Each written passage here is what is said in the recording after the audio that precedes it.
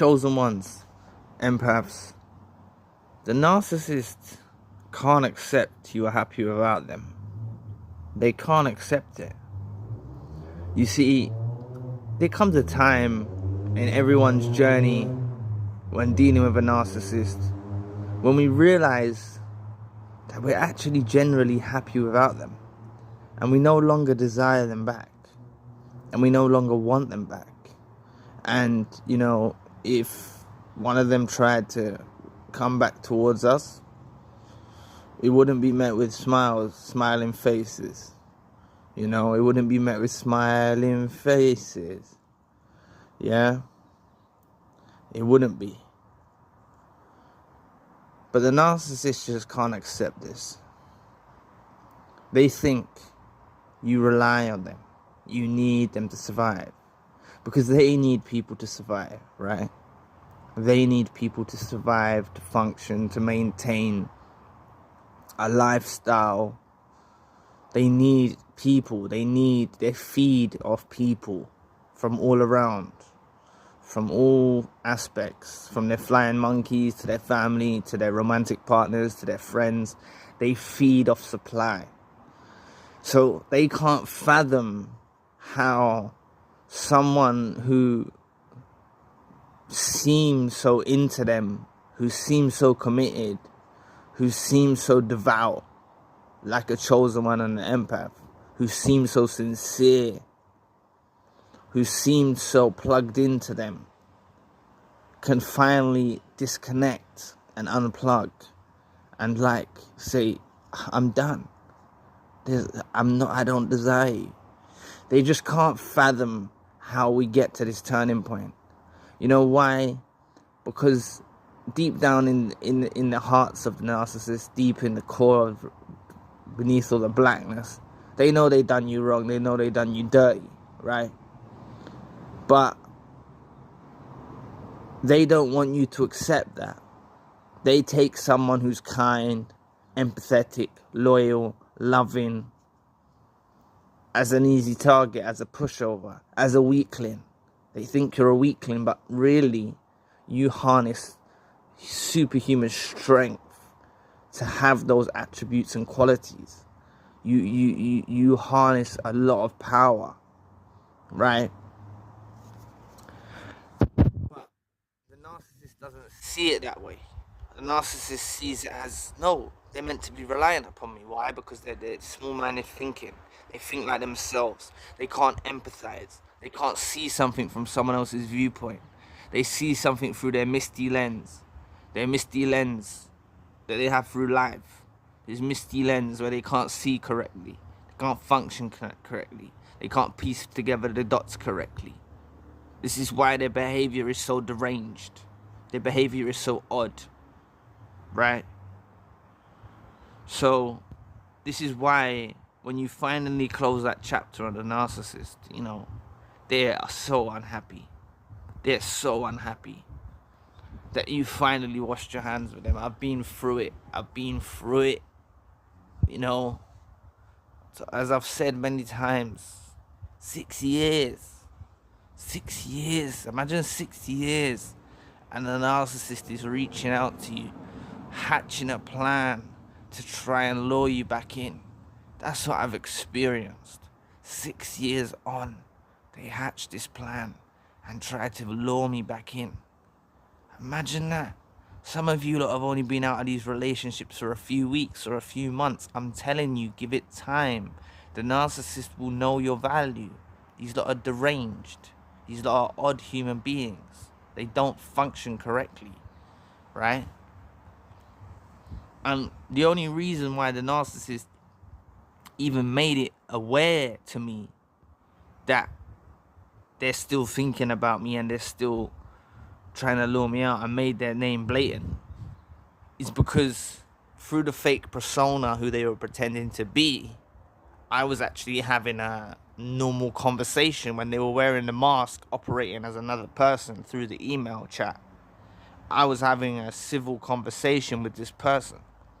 It was them pretending to be someone else until they unleashed and called themselves by their alias name in the email.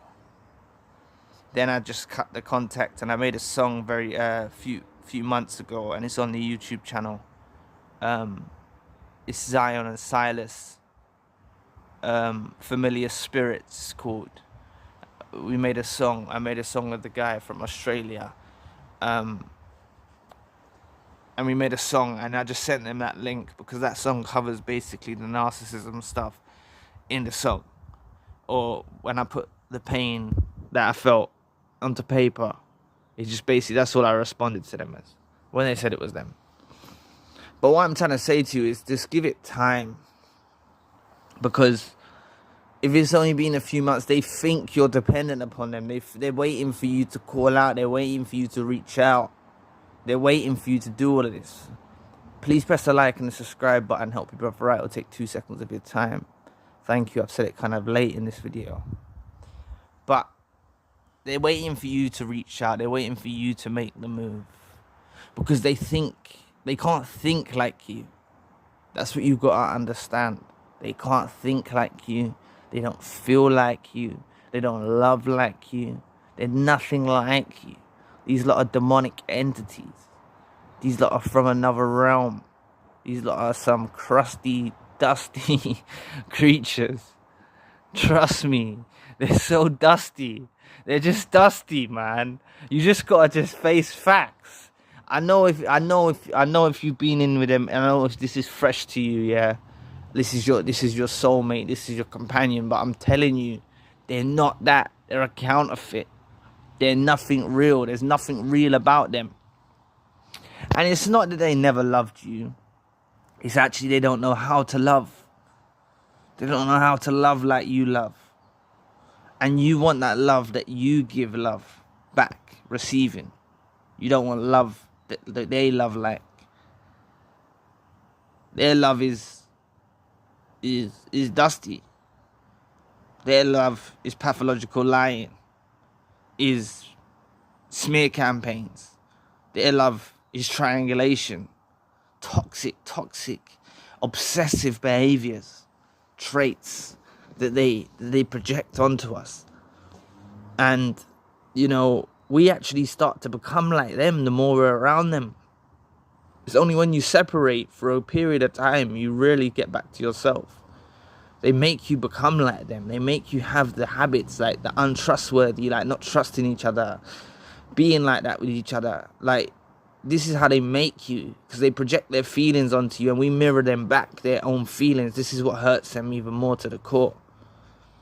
But they just can't accept, right, that you're happy without them.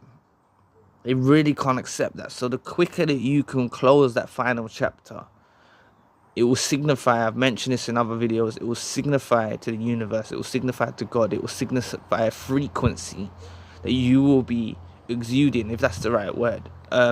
What I mean by exuding, I mean like releasing from yourself a frequency. You'll be releasing, maybe that's a better way to put it.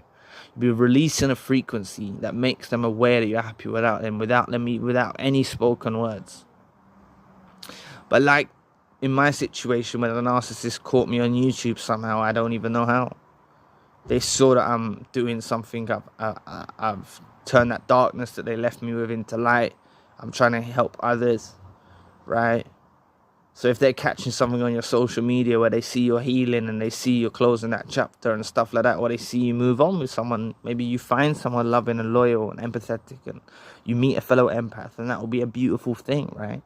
These little, they can never accept that you're happy without them. So anyway, just try and close that final chapter if you haven't done already. If you're a few months in, trust me, with time, you'll start to know. Maybe rewatch these videos to reinforce the message. But trust me, everything's gonna be all right. Everything will be all right. I promise you. Just bear patience, and just know that the quicker that you close that final chapter and accept that they're gone and they're dusty, and then you'll begin to start being happy without them. So anyway, thank you for watching today. Please press the like and the subscribe button. If you'd like to donate to the channel, you can find the link in the description box. And if you'd like a one-to-one session with myself, you can also find the link in the description box. Currently I've got the secondary channel, spiritual channel. If you'd like to check that out, the link for that channel is also in the description box. So anyway, I'll be back with another video soon. Peace.